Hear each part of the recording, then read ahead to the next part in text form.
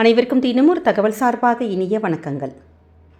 இன்றைக்கி நம்ம பார்க்க போகிற பதிவு நமக்கு இன்று வந்திருக்கக்கூடிய அற்புதமான சங்கடஹர சதுர்த்திங்க.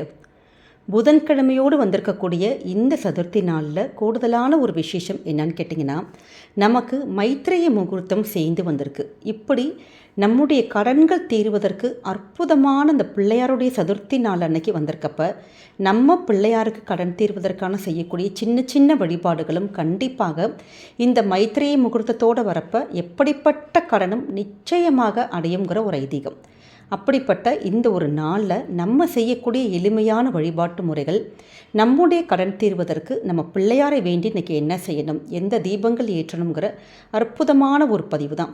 உங்கள் வாழ்க்கையில் உங்களுக்கு எவ்வளவு கடனாக இருந்தாலும் இந்த எளிமையான வழிபாட்டை இன்றைக்கி மாலையில் நீங்கள் செஞ்சு பாருங்கள். நிச்சயமாக அந்த கடன்கள் கரைவதற்கு, கடனெல்லாம் தீர்வதற்கு, குடும்பத்தில் வருமானங்கள் பெருக்குவதற்கு பிள்ளையார் கண்டிப்பாக அருள் பாலிப்பார். அப்படிப்பட்ட சக்தி வாய்ந்த பதிவு தான் இன்றைக்கி நம்ம தெரிஞ்சுக்க போகிறோம். பதிவுக்குள்ளே போகிறதுக்கு முன்னாடி நம்முடைய சேனலை சப்ஸ்கிரைப் பண்ணாமல் பார்த்துட்ருக்கோங்க, கண்டிப்பாக சப்ஸ்கிரைப் பண்ணிக்கோங்க. அப்போ தான் எங்களுடைய எல்லா நல்ல நல்ல பதிவுகளுமே உடனுக்குடனே வரும். இப்போ பதிவை தெரிஞ்சுக்கலாம். பொதுவாகவே நம்முடைய சங்கடங்கள் தீர்க்கக்கூடிய ஒரு நாள் தான் சங்கடஹர சதுர்த்தி. ஆனால் இன்றைக்கி வந்திருக்கக்கூடிய மைத்ரேய முகூர்த்தம் சேர்ந்து வரப்போ உங்களுடைய வாழ்க்கையில் எப்படிப்பட்ட அந்த பண விஷயங்கள், நமக்கு கோடி கடன் இருந்தால் கூட பரவாயில்லைங்க, அந்த கடனை அடைப்பதற்கு இந்த நேரத்தில் இந்த சூக்ஷ்மமான ஒரு வழிபாடை மட்டும் பிள்ளையாருக்கு நீங்கள் செஞ்சு மைத்ரேய முகூர்த்தத்துடைய அந்த வழிபாட்டுகளை நம்ம செய்கிறப்ப கண்டிப்பாக எப்படிப்பட்ட கடனும் அடையுங்கிற ஒரு ஐதீகம் இருக்குது. நம்முடைய சேனலை நேற்றுக்கு நம்முடைய எப்படிப்பட்ட வேண்டுதல் நமக்கு நடப்பதற்கு, மனசில் என்ன ஆசைகள், கனவுகள், வேண்டுதல்கள் எதுவாக இருந்தாலும் அதை நடத்திக்கிறதுக்கான சங்கடஹர சதுர்த்தி முடிச்சு அப்படின்னு சொல்லிட்டு ஒரு பதிவு போட்டிருக்கோம். கண்டிப்பாக பார்க்காத சகோதர சகோதரிகள் அந்த பதிவையுமே பாருங்கள். கமெண்ட் செக்ஷனில் ஓம் கணபதியே நமக, பிள்ளையாரப்பா போற்றுங்கிற எளிமையான பிள்ளையாருடைய மந்திரங்களை நீங்கள் இன்றைக்கி டைப் பண்ணுங்கள். பிள்ளையாருடைய பரிபூர்ண அருள் கண்டிப்பாக உங்களுக்கும் உங்கள் குடும்பத்துக்கும் கிடைக்குங்க. இன்றைக்கி நம்ம பார்க்க போகிற பதிவு, இன்றைக்கி நம்முடைய வாழ்க்கையில் எப்படிப்பட்ட கடனாக இருந்தாலும் அதை தீர்க்கக்கூடிய ஒரு நேரம் எல்லாருக்குமே தெரியும், மைத்ரேய முகூர்த்தம். மைத்ரேய முகூர்த்தம் அப்படின்னா, நீங்கள் எவ்வளவு கடன் வாங்கியிருந்தாலும் சரிங்க, அந்த கடனை இந்த நேரத்தில் யார் ஒருத்தங்க நம்ம அடைக்கிறோமோ கண்டிப்பாக நம்முடைய கடன் எப்படியாக இருந்தாலுமே கொஞ்சம் கொஞ்சமாக கடன் அடையும். அந்த கடன் அடைவதற்கான வருமானங்கள், வாய்ப்புகள் நமக்கு பல வழியில் ஒன்றாகி பணம் பெருகி அந்த கடனை நம்ம அடைப்போம். இதுதான் அந்த நேரத்துடைய சூக்ஷ்மம். ஒவ்வொரு நேரத்துக்கும் ஒவ்வொரு விதிகள் சொல்லுவாங்க பார்த்தீங்களா, ஒவ்வொரு இது இருக்கும். நமக்கு இந்த நேரத்தில் இது பண்ணால் நல்லது, குளிகை நேரத்தில் நம்ம இது பண்ணாலும் பெருகும், அப்படி ஐஸ்வர்யமான ஒவ்வொரு நேரங்கள் இருக்குது. அப்படி நம்முடைய கடனை அடைப்பதற்கான நேரம் எதுனான்னு கேட்டிங்கன்னா மைத்ரேய முகூர்த்தம். இது நாள் வரைக்கும் நீங்கள் செய்யாதவங்க கூட இன்றைக்கி வந்திருக்கக்கூடிய சங்கடஹர சதுர்த்தியில் பிள்ளையாரை நினச்சி நீங்கள் வேண்டி பாருங்கள், கண்டிப்பாக நடக்கும். எப்பயுமே நம்ம என்ன பண்ணுவோம், ஒரு கவர் நம்ம எடுத்து வச்சுருப்போம். நம்முடைய பழைய பதிவுகள் நிறைய பேர் பார்த்துட்ருக்கீங்க. ஒவ்வொரு மைத்ரேய முகூர்த்தத்துக்கும் ஏற்கனவே ஒரு கவர் நம்ம எடுத்து வச்சுருப்போம். இல்லை புதுசாக இப்போ தான் பார்க்குறீங்கன்னா புதுசாக ஒரு கவர் மாதிரி நீங்கள் ஒன்று வாங்கிக்கோங்க. இன்லேண்டு கவர் மாதிரியோ, மொய் கவர் மாதிரி, கிஃப்ட் கவர் மாதிரி வாங்கிக்கோங்க. அந்த கவரில் நீங்கள் எவ்வளோ பேருக்கு நீங்கள் கடன் நீங்கள் வாங்கியிருக்கீங்களோ அவங்களுடைய பெயர்கள் மட்டும் எழுதிட்டு கடன் தொகை மட்டும் எழுதிக்கோங்க. அந்த கவரில் உங்களால் எவ்வளவு தொகை எடுத்து வைக்க முடியுமோ, 10 ரூபா, 50 ரூபா, 100 ரூபா, நம்ம சொல்லுகின்ற நேரத்தில் அந்த கடன் தொகை மட்டும் எடுத்து வச்சு பாருங்கள். நிச்சயமாக அவங்க எல்லாருக்கும், யாருக்கெல்லாம் நீங்கள் அந்த கடன் நீங்கள் எடுத்து வைக்கிறோமோ அவங்களுடைய கடன் அந்த நேரத்தில் அடைத்ததாக அர்த்தம். அப்போ என்னாகும், இந்த சூக்ஷ்மமான நேரத்தில் இப்படி பண்ணுறப்ப நம்முடைய கடன் தொகையானது கொஞ்சம் கொஞ்சமாக சம்மந்தப்பட்டவங்களுடைய இது அமௌண்ட்டு நமக்கு அடைய ஆரம்பிக்கும். நம்ம கடைசி அந்த பேமெண்ட் மொத்தமாக நீங்கள் அடைப்பீங்க பார்த்தீங்களா, அப்போ இந்த கவரில் எடுத்து வச்ச பணத்தையும் சேர்த்து வச்சு அடைக்கணும். இதுதாங்க இந்த மைத்ரேய முகூர்த்தத்துடைய சூக்ஷ்மமான ஒரு இது.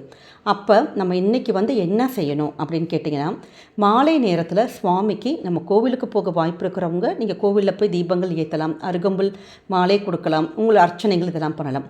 வீட்டில் செய்யக்கூடிய எளிமையான ஒரு விஷயம்தான். வீட்டில் நம்ம தீபங்கள் ஏற்றுவோம். இந்த தீபத்தோடு சேர்ந்து ஒரு சூக்ஷ்மமான ஒரு இது இருக்குது. அதாவது எல்லாருக்குமே பல பதிவுகளை சொல்லியிருக்கோம், பிள்ளையாருக்கு வெட்டி வேரோடு சேர்த்து நம்ம தீபம் ஏற்றுறப்ப நீங்கள் என்ன நினச்சி வேண்டினாலும் அந்த ஒரு விஷயங்கள் நடக்கும்னு. இப்போ எங்ககிட்ட வெட்டி வேர் இல்லைம்மா, வெட்டி வேர் இல்லாத பட்சத்தில் சாதாரண பஞ்சுத்திரி போட்டு தீபம் ஏற்றுங்க. இப்போ வெட்டி வேர் உங்ககிட்ட இருக்குன்னா பிள்ளையாருக்கு மட்டும் எந்த ஒரு நாள் விசேஷமாக இருந்தாலுமே இந்த பஞ்சுத்திரி 2 திரி போட்டு தீபம் ஏற்றுவோம். அதோட கூட ஒரே ஒரு சின்னதான வெட்டி வேர் துண்டையும் சேர்த்து நல்லெண்ணெய் அல்லது நெய் விட்டு நீங்கள் தீபம் ஏற்றி பாருங்கள். நீங்கள் என்ன நினச்சி வேண்டி கேட்குறீங்களோ அந்த விஷயங்கள் கண்டிப்பாக நடக்குங்க.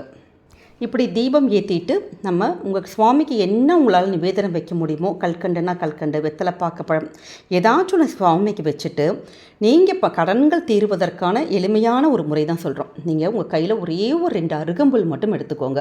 இல்லை இன்றைக்கி பக்கத்தில் கடையில் கூட நீங்கள் வாங்கிக்கலாம். மாலை நேரத்தில் கோவிலுக்கு போகிறவங்க கோவில் பக்கத்தில் கூட நீங்கள் வாங்கிக்கலாம். கொஞ்சோண்டு அருகம்புல்லோடு சேர்ந்து நீங்கள் ஒரே ₹1 நாணயம் மட்டும் நீங்கள் எடுத்துக்கோங்க. அவ்வளோதான். இந்த அருகம்புல்லையும் ₹1 நாணயத்தையும் இந்த மைத்திரை முகூர்த்த நேரத்தில் இந்த அருகம்புல்லையும் இந்த காயினையும் கையில் வச்சுட்டு, உங்களுடைய எப்படிப்பட்ட கடனும் எங்களுக்கு இது நிச்சயமாக தீர்த்து கொடுப்பில்லையாரப்பா. ஏன்னா எப்பயுமே இந்த ₹1 வச்சு நம்ம வேண்டிக்கிற பரிகாரங்களுக்கு அவ்வளோ ஒரு சக்தி இருக்குது. ஏன்னா அந்த ₹1 அவ்வளோ ஒரு சூக்ஷ்மம் இருக்குது. நம்ம என்ன வேண்டுதல் வச்சு எந்த தெய்வத்துக்கிட்ட, நம்ம பிள்ளையார்கிட்டன்னு இல்லைங்க, எந்த தெய்வத்துக்கிட்ட, குலதெய்வத்துக்கிட்டலாம் ₹1 வச்சு முடிச்சு போடுவாங்க பாருங்கள். அது எதுக்காகன்னு கேட்டிங்கன்னா, அந்த ஒரு காணிக்கை நம்ம செலுத்துகிறோன்னு சொல்லி வேண்டிக்கிட்டாலே கண்டிப்பாக நம்ம என்ன வேண்டுதல் வச்சாலுமே அது நடக்கும். அதுதான் அந்த ₹1 சூக்ஷ்மம். அப்படி பிள்ளையாருக்கு உகந்த அந்த ஒரு அருகம்புல்லையும் ₹1 நாணயத்தையுமே நீங்கள் நல்லா கையில் வச்சுட்டு, மனசளவில் உங்களுக்கு எப்படியாச்சும் என்னென்ன கடன் பிரச்சனைகள் இருக்கோ அது எல்லாமே தீரணும் அப்படின்னு சொல்லிட்டு நல்ல ஆத்மார்த்தமாக வேண்டிக்கோங்க.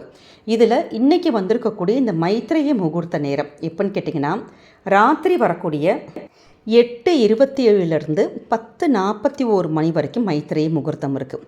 இதில் சூக்ஷமான இன்னொரு நல்ல விஷயம் என்னன்னு கேட்டிங்கன்னா, ஒவ்வொரு நாளைக்கும் அந்த ஹோரை, புதன் ஹோரையானது ராத்திரி 8 to 9 மணிக்கு இருக்குது. அப்படி நீங்கள் புதன் ஹோரையில் இந்த கடன் அடைக்கிறதா இருந்தாலும் இந்த பரிகாரத்தை நீங்கள் பண்ணலாம். நமக்கு இந்த மைத்திரை முகூர்த்தம் கரெக்டாக வருது. அதனால் இந்த 8 மணிலேருந்து 9 மணிக்குள்ளே, அப்படி சப்போஸ் பதிவை தாமதமாக தான் பார்த்தா ஒன்றும் பிரச்சனை இல்லை. ராத்திரி 10:41 மணி வரைக்கும் இந்த ஒரு மைத்திரை முகூர்த்தம் இருக்குங்க.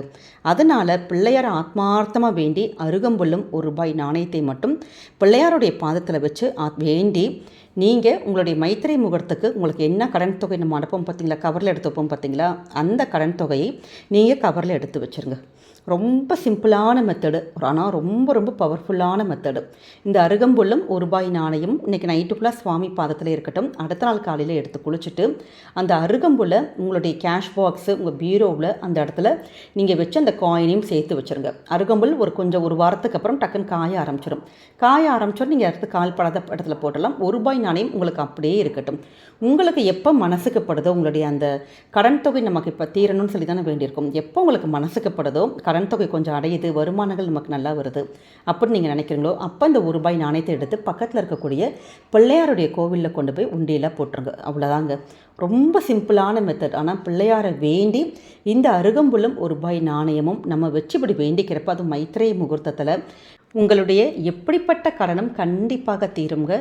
இந்த ஒரு பதிவு பார்க்குறதுக்கு ரொம்ப எளிமையானதாக இருக்கும். ஆனால் இதில் இருக்க சூக்ஷ்மமும், இந்த நேரம், காலம், இந்த புதன் ஹோரை, மைத்திரைய முகூர்த்தம், சங்கட சதுர்த்தி எல்லாமே நமக்கு பிரபஞ்சமும் சரி, இறை அருளும் சரி, நமக்கு நம்முடைய கடன்கள் தீர்வதற்கான வழிகளை கடவுள் இப்படி கண்ணில் காமிச்சிக்கிட்டே இருக்காருன்னு அர்த்தம். அதனால் கரெக்டாக சரியாக பயன்படுத்திக்கோங்க.